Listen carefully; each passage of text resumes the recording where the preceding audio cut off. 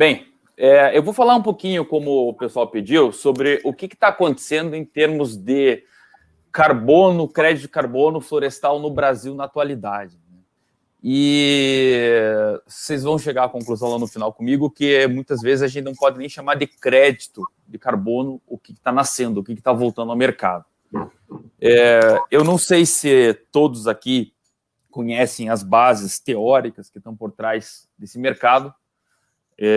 Esse mercado ele segue uma série de determinações globais e formais e regras que eu acredito que o Marcelo Rocha, meu xará, vai abordar depois. Então eu quero tentar pular um pouquinho mais rápido para a parte florestal. Só me apresentando antes disso, né, eu sou Marcelo Schmidt, sou engenheiro florestal, e Manaus, cuidado que eu também sou advogado, então cuidado com o que você fala, além de engenheiro florestal, não fale mal de advogado. Eu sou sócio-diretor do Grupo Index. O Grupo Index é um grupo que completou nesse ano, no mês passado, 50 anos de atuação. É o grupo de consultoria florestal do Brasil mais antigo. Né? Hoje a gente espera em breve poder recebê-los para tomar um café no nosso novo e belo escritório ali no centro, na rua Francisco Torres, em Curitiba, na frente da Manfra. Acho que todos conhecem bem o escritório da Manfra. Nós estamos localizados exatamente no prédio em frente e vai ser um prazer conhecê-los, né? e recebê-los lá para a gente conversar. Então, nesses 50 anos, a gente teve a satisfação de atender aí a bastante gente no nosso setor, desenvolveu bastante projetos, seja na parte de conservação, na parte de produção, na parte de mudança do clima e carbono. E a razão pela qual eu estou aqui hoje falando com vocês é que eu trabalhei com carbono, com mudança do clima, isso mais intensamente há algumas décadas, quando isso começou, e eu tive a felicidade de poder trabalhar em 2, 3 projetos com o Marcelo Rocha, naquela época. Como eu sempre segui a carreira de consultoria, de uns 10 anos para cá, a gente quase que parou de trabalhar com carbono, porque a demanda da consultoria para esse tipo de trabalho reduziu e muito. Então, obviamente, a gente foi dançando de acordo com a música que o mercado tocava. Porém, há uns 2, 3 anos atrás, isso voltou à tona, começou a aparecer novamente, com muita intensidade e com uma diferença muito interessante para aquilo que aconteceu lá há 20 anos atrás, que eu vou abordar aqui na nossa conversa. Então, assim, rapidamente, só para a gente ter um nivelamento aqui de informação. Aonde que é possível gerar um crédito de carbono? Existem 2 situações possíveis aonde você consegue gerar créditos de carbono. Ou você deixa de emitir um gás causador de efeito estufa para a atmosfera, assim, reduzindo a quantidade de emissões, reduzindo a concentração, né, futura desses gases, ou você retira um pouco desses gases que estão lá na atmosfera, causando o efeito estufa, e segura esses gases aqui na superfície terrestre de alguma forma. Muito embora nós já tenhamos estudado, né, o homem já tenha estudado várias formas, várias tecnologias de tirar o carbono, o dióxido de carbono, o principal gás causador de efeito estufa, da atmosfera e trazê-lo para a Terra, nenhuma se mostrou ainda viável, financeiramente viável, além de plantar árvores. Né? Então, existem uma série de tentativas ainda que não são comercialmente atrativas, e hoje a gente sabe que o único mecanismo que nós já estamos bastante acostumados com ele e é viável para fazer essa captura, né, ou sequestro do carbono atmosférico, do CO2 atmosférico e fixação do carbono, é o plantio de árvores. E por que eu estou falando isso? Porque vocês vão ver que a minha história está dividida entre essas 2 atividades. Você evitar emissões de gás de efeito estufa e você fixar o carbono atmosférico. Quando nós começamos a trabalhar lá há 20 ou um pouco mais até anos atrás com carbono, a oportunidade na qual eu conheci o Marcelo Teuto, a grande vedete do mercado eram os projetos para você reduzir emissão de gases de efeito estufa. O projeto florestal de sequestro de carbono, como falou Manaus, ele era uma espécie de patinho feio do mercado. E por que ele era patinho feio? Porque nós todos aqui, ou somos florestais, ou somos próximos, né, da área de ciência da terra, a gente sabe que plantar árvores, por mais que hoje nós tenhamos indivíduos clonados que se comportam de uma forma muito parecida, a gente está lidando com seres vivos. A gente está lidando com uma ciência que não é exata. Né? É diferente de você simplesmente trocar uma matriz energética de uma fábrica, é diferente de você queimar um gás metano que está sendo emitido em determinada operação industrial. Nós estamos falando de árvores que se comportam, que crescem de forma diferente. Nós estamos falando de vastas áreas de plantio que estão sujeitas a uma série de problemas que podem comprometer o carbono fixado. Por exemplo, elas podem não crescer da forma que nós esperávamos, elas podem pegar fogo, elas podem ser colhidas antes da hora que era previsto no projeto, no meu cálculo de carbono. Então, graças a esse grande número de incertezas, como eu falei para vocês, os projetos florestais de crédito de carbono, eles foram relegados a um segundo plano. E se nós olharmos para trás e analisarmos os projetos que foram desenvolvidos de verdade no Brasil, a quantidade de projetos florestais é muito pequena perto dos projetos de redução de emissão. E aí vem esse ceticismo, né, muito bem mencionado pelo Zilioto, em relação ao crédito de carbono florestal, que permanece até hoje. Hoje nós temos alguns elementos, algumas novidades em cima da mesa que trazem um pouco de luz para esse assunto que eu quero mencionar com vocês. É importante também deixar claro, sem entrar em muitos detalhes técnicos, eu acredito que alguma coisa o Marcelo Rocha vai falar, a gente teve esse mercado originado a partir de um acordo internacional, um tratado internacional formal, onde ele se desenvolveu, cresceu de uma forma muito morosa e muito lenta, até que um belo dia alguém olhou todo esse mercado criado formalmente no ambiente da ONU de carbono e pensou, puxa, isso é uma boa ideia. Eu vou fazer a mesma coisa, mas fora desse ambiente burocrático, pesado, moroso, que é as Nações Unidas, ou algum esquema formal entre países. Eu vou fazer isso de uma forma privada em um mercado voluntário. Quem quer participar, participa. Quem quer comprar, compra. Quem quer vender, vende. E aí surgiu um mercado paralelo ao mercado regulado, que é o mercado voluntário de crédito de carbono. Ele não está atrelado a nenhum esquema, nenhum tratado internacional específico, como nós estávamos lá no início com o Protocolo de Kyoto, o Mecanismo de Desenvolvimento Limpo e mais recentemente o Acordo de Paris, que eu acredito que alguma coisa disso o Marcelo vai contar para nós. E mais para frente a gente teve então o nascimento e esse desenvolvimento do mercado voluntário, e eu menciono ele porque é ali que hoje estão as principais oportunidades de desenvolvimento de projetos florestais.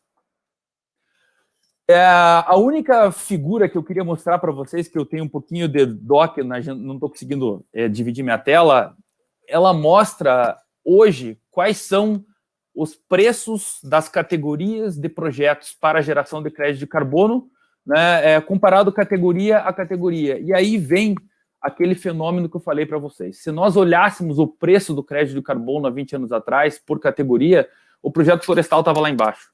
Né? Hoje, os projetos florestais, eles têm o principal preço, né, o maior preço entre as diferentes categorias de projetos no mercado voluntário. Ou seja, como tudo é regulado por demanda e oferta, a gente para e pergunta o seguinte: o que mudou na percepção do mercado consumidor de crédito de carbono para ele valorizar muito mais agora o mercado florestal do que ele valorizou lá no passado? E lembrando que todas as dificuldades que nós listamos relacionadas aos projetos florestais permanecem, né? Eles continuam sendo difíceis de serem monitorados, difíceis de serem mensurados, e com um grau de incerteza ainda muito maior quando comparado a outras categorias de projetos.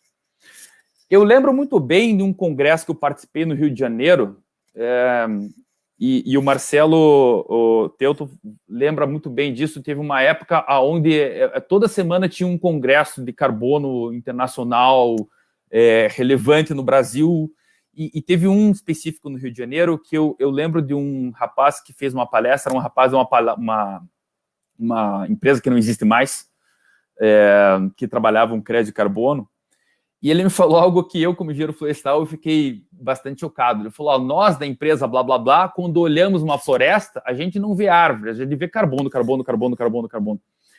E eu pensei, mas espera aí, tem tanta coisa a mais nessa floresta, além do carbono, que não dá para a gente sair por esse lado. E essa frase, eu me lembrei dela esses dias, porque é exatamente isso que está acontecendo hoje no mercado de crédito de carbono florestal, que está diferente de há 20 anos atrás. Há 20 anos atrás, muitas empresas procuravam desenvolver projetos de crédito de carbono pensando no quê? Na receita do crédito de carbono. Essa que era a grande motivação, né? E essa era também uma grande dificuldade para que esses projetos pudessem ser efetivamente colocados em pé. De 2018 e 2019 para cá, a motivação mudou. Hoje, cedo, eu tive uma reunião com uma empresa que é uma empresa japonesa, ela está buscando projetos, investir em floresta no Brasil, floresta de produção, para gerar crédito de carbono, mas ela não quer crédito de carbono, ela quer cavaco. Ela quer cavaco, produzir cavaco para exportar.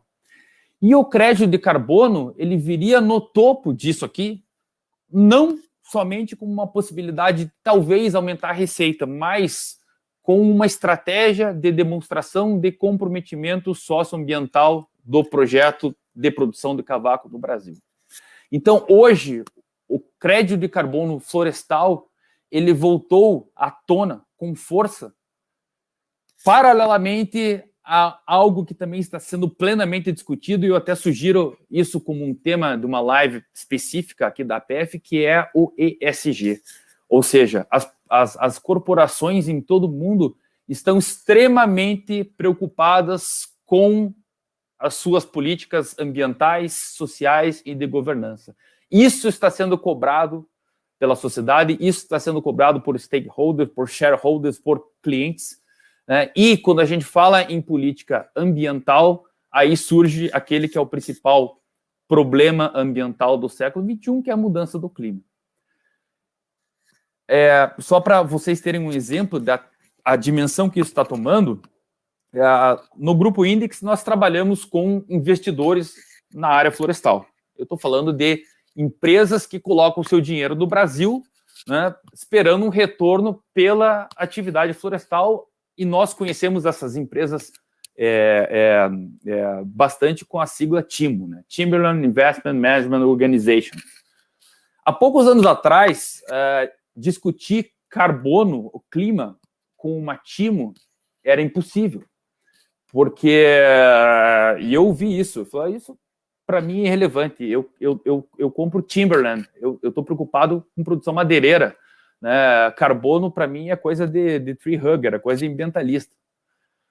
Hoje, todas as TIMOs todas que estão no Brasil, estão procurando oportunidades para investir em áreas, seja para recuperação de área degradada e geração de carbono, por alguma metodologia de mercado voluntário, de VCS, ou 2, para utilizar essa compensação, que não é um crédito de carbono em mercado, mas é uma compensação, é um offset, que a empresa ou o grupo que ela representa, e as TIMOs estão vinculadas a grandes grupos investidores, usar isso para uma compensação interna de emissões e comunicação ao mercado. Então, o que mudou em relação a 20, 30 anos atrás? Mudou a motivação por procurar créditos de carbono no mercado.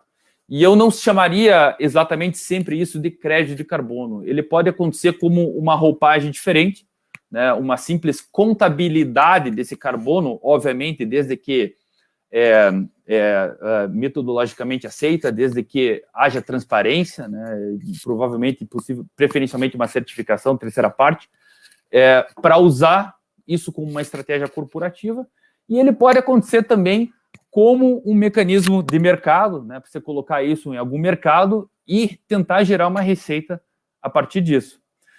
Porém, aí surgem alguns problemas, não surgem, eles permanecem, esses problemas, Elioto, desde lá de trás. Ainda é um mecanismo que está restrito a grandes oportunidades. Então, assim, eu conquistei muitos clientes e muitos amigos até em não fazendo nada para eles, né? E simplesmente na primeira conversa telefônica, onde eles procuravam consultoria, falando o seguinte: esqueça que o que você está falando não tem viabilidade, né? E geralmente a conversa começa assim: eu tenho uma área aqui de 500 hectares, esqueça, é pequena. Mas 500 hectares, não, eu queria essa área de 500 hectares para mim, mas para a geração de crédito de carbono, a gente ainda está falando em algo que precisa de escala. E isso compromete aquilo que é um desejo muito grande de todos nós, que seria ver o crédito de carbono como uma alternativa para a geração de receita para quem mais precisa, que é o pequeno produtor, o médio produtor, né? Isso ainda é um problema, isso ainda é algo que o mercado não soube resolver. Eu acho que vai resolver pelo apetite e pelo tamanho que a demanda está vindo, né, internacionalmente, mas isso ainda não está estabelecido. Eu acredito hoje que é um mercado sem volta, né? Por quê? Porque o crédito de carbono florestal, ele não gera só carbono, ele gera madeira, ele gera um ativo real aonde o investidor está investindo. Ele não está investindo em papel, ele está investindo num ativo real, né, que tem uma série de benefícios, e o carbono é visto apenas como um deles, né? Então, não vamos mais entender a floresta como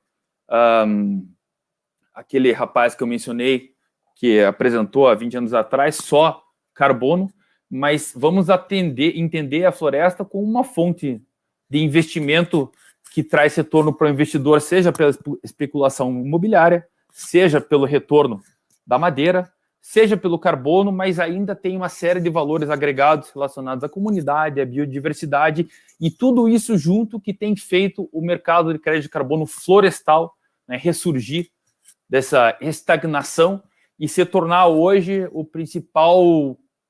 a principal categoria de créditos que está sendo buscada pelos investidores. Então, rapidamente, era isso que eu queria falar para vocês.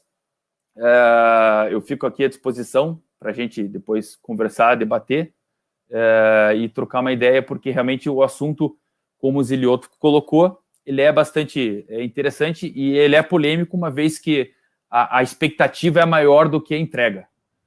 Então, a gente tem que conversar e debater crédito de carbono entre os engenheiros florestais.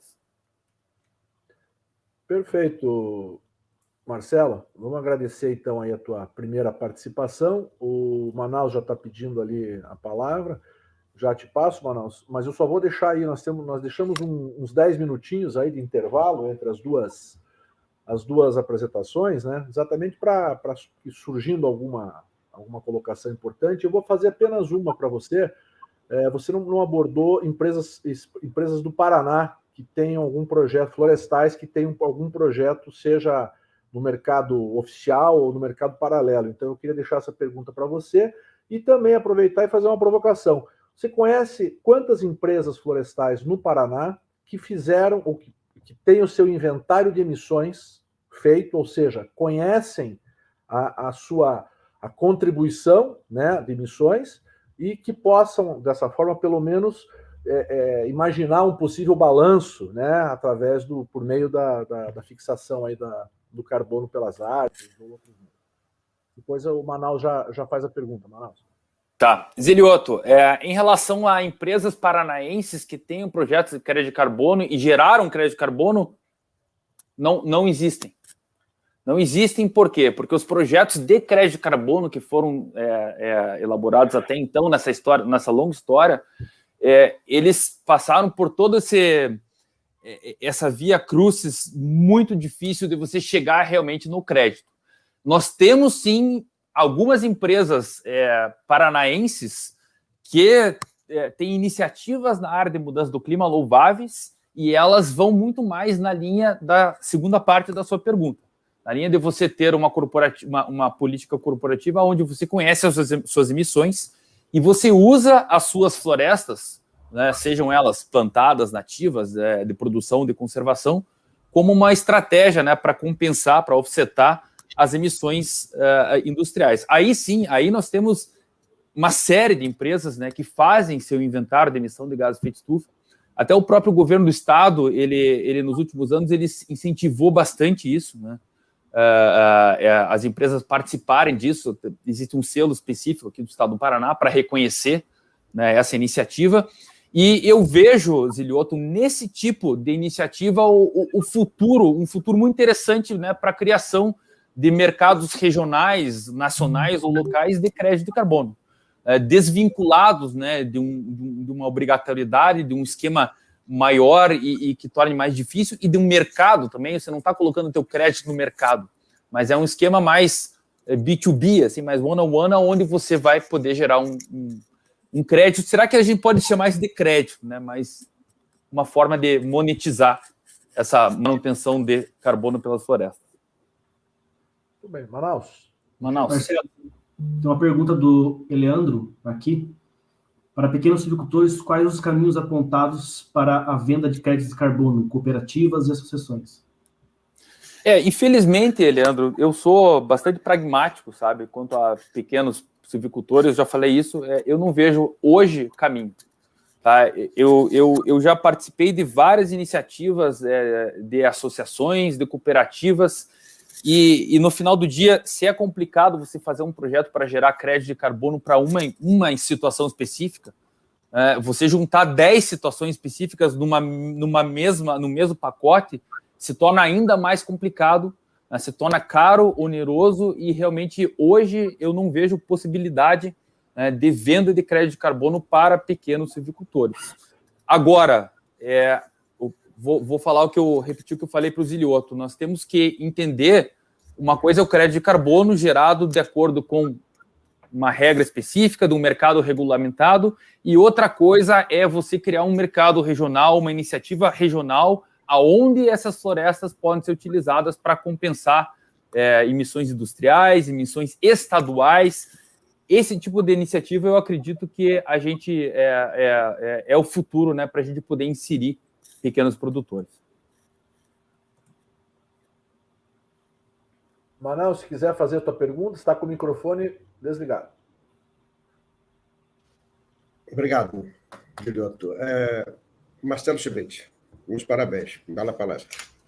Você me tirou da cabeça uma coisa que falava crédito de carbono, e eu vejo crédito que nunca será crédito. Eu acho que aquela empresa japonesa foi muito feliz quando eu acho que gera uma compensação, não crédito. Porque o que é que ela fez? Ela planta eucalipto, mas depois ela quer o chip para a produção de energia. Então, ela se acredita do carbono sequestrado e depois se debita quando ela gerar energia. Eu acho isso muito interessante. Eu só não entendi depois, na pergunta do Bruno, que eu captei, eu não sei se eu estou correto também nessa pergunta que eu te fiz.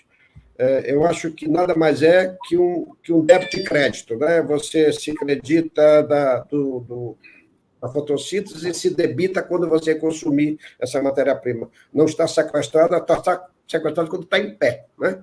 Agora, quando o Bruno perguntou para você, eu tive o mesmo pensamento do Bruno.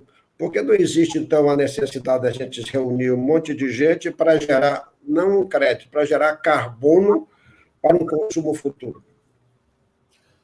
Mas Manaus, você foi diretamente ao ponto, e a grande insatisfação do setor florestal em relação ao mercado de crédito de carbono. Nós sabemos que nos 9 ponto alguma coisa milhões de hectares de florestas plantadas, não vou nem falar da nativa, falar da plantada que nós temos no Brasil, nós temos um excelente estoque, um enorme estoque de carbono que contribui efetivamente para a manutenção do clima do planeta. Mas isso não gera nada dentro da forma que o mercado de carbono está construído, a lógica metodológica, isso não gera nenhum tipo de benefício. Por mais que você saiba que se você é uma empresa que pratica silvicultura, você vai manter uma floresta, vamos supor, de pinos, e a hora que você cortar essa floresta, você vai replantar. E o estoque de carbono vai voltar ao lugar. Então, a um longo prazo, você está mantendo um estoque perene de carbono que tem, sem sombra de dúvida, um grande valor climático para o planeta, porém, em um mercado de créditos, de créditos de carbono, você não tem crédito. Você tem um estoque, mas não tem crédito. Essa que é a grande questão, que afastou e criou esse câncer. É difícil de entender, mas a japonesa está certa. Né? A empresa japonesa, para mim, que ela é correta. Nada, porque ela sempre será, ela precisa da geração de energia para ela. Então, ela planta, quer dizer, ela fica sempre, eu sempre tenho como uma conta bancária, 0 mata 0. Exato. Muito bem, muito obrigado. E, além disso, só deixa eu complementar, tem um outro aspecto também que sempre esteve na mesa de discussão, grande parte, além disso, a hora que se corta a árvore, grande parte dessa madeira, ela vai continuar com o carbono estocado. Então, aqui, a estante aqui, o carbono está sequestrado aqui. A madeira está aqui. A madeira serrada, sim. Só Exato. não vai ser o que gerar energia, né? Exato. Embora seja, nós concordemos que seja extremamente difícil de você monitorar aquela árvore que foi cortada em campo para saber se ela vai virar ou uma estante dessas ou se ela foi queimada para geração de energia. Claro. Mas esse é mais difícil. Essa parte mais difícil vamos deixar para o Rocha, que é agrônomo. Marcelo, a Lela também comentando aí. Sempre participei de workshops e palestras, sempre tive dificuldade de entender a metodologia para poder gerar os créditos de carbono para reflorestamento. Justamente, Leila, o reflorestamento da forma que nós conhecemos, baseado em empresas que tradicionalmente sempre fizeram reflorestamento, ele não gera crédito de carbono, né, de acordo com a concepção do mercado de geração de crédito de carbono. A gente precisaria ter um projeto novo, do zero, que tivesse o crédito de carbono como um fator motivador do próprio projeto florestal para que ele entrasse nessa lógica de crédito de carbono. E isso realmente dificultou e colocou de fora o setor florestal. Mais uma pergunta do Marcelo Langer. É preciso entender os conceitos de linha de base, adicionalidade e externalidades para prever o cálculo total? Sem dúvida, Marcelo. Mais um xará nosso, mais um Marcelo. Metade do nosso grupo aqui é Marcelo. Mas, sem dúvida, Marcelo, eu não queria entrar em conceitos tão detalhados, até pela limitação de tempo, né? Mas para você poder gerar um crédito de carbono da forma que o mercado atualmente chama isso de crédito, você precisa entender qual que é a tua linha de base, qual que é o futuro daquela floresta, o quanto que ela vai crescer e agregar de carbono, e quais são as externalidades do processo para poder chegar a essa conclusão. É por isso que eu prefiro puxar a brasa para outra sardinha, onde a gente fala de um mercado voluntário, onde a gente fala de algo que talvez possa fugir dessa lógica de linha de base e adicionalidade, e você ter as florestas como uma forma de compensação de emissão, não como um crédito exatamente. A Yolanda também falavam sobre supervalorização dos créditos de carbono, que à medida que esse mercado desenvolvesse, poderia prejudicar a economia dos países em desenvolvimento. Isso nos prejudicou? De forma alguma. Isso nunca aconteceu. Essa supervalorização nunca aconteceu. E também uma última pergunta aí do Emerson. Como pode a conservação de florestas nativas participar do mercado de crédito de carbono? Muito bem, esse é um capítulo extremamente interessante, Nishimura, que hoje as florestas nativas estão muito mais inseridas no mercado de crédito de carbono pelo um outro mecanismo de desmatamento evitado, o REDD. Lógico, também envolto de uma série de incertezas e envolto nos mesmos problemas de escala e de pouca acessibilidade a pequenos produtores. Então, hoje, esse mecanismo ele funciona de uma forma inversa. Você tem uma floresta nativa e você comprova que se você não tiver esse patrocínio do mercado de carbono, essa floresta, no futuro, ela vai ser desmatada. Então, essa de antemão, a gente já percebe que é uma lógica que não se enquadra, por exemplo, a Mata Atlântica, onde você tem apenas 5, 6, 7%, né, da floresta remanescente e todo o resto já foi desmatado. Então, quando a gente fala em projetos para geração de crédito de carbono pelo desmatamento evitado no Brasil, a gente acaba indo para a região amazônica, onde tem grandes maciços de floresta nativa e aliados a uma alta taxa de desmatamento, e aí você consegue cumprir aqueles requisitos que o Langer falou, né, de linha de base e adicionalidade. Bom, Marcelo, uma última pergunta aqui antes da segmento da próxima palestra é do Saulo. Você acha que existe uma possibilidade, mesmo que um futuro distante, de agregar o mercado de carbono aos projetos de PSA? Saulo, o Saulo é colega duplamente, né? Ele é florestal e advogado, como eu. Então, Saulo, É verdade. Ele tem uma qualidade e um defeito, Manaus. Eu não tenho dúvida disso, Saulo. O carbono é um dos serviços ambientais prestados pela floresta. O problema é só realmente a gente tirar o carbono de dentro do PSA, né, e transformar ele num crédito de carbono. A gente tem vários outros serviços ambientais prestados pelas nossas florestas que não são chamados de crédito. Não existe esse crédito de água, não existe crédito de biodiversidade. E o carbono ele foi colocado nessa lógica de crédito, né, adicionalidade, linha de base, que torna difícil da gente aplicar ele numa situação mais geral.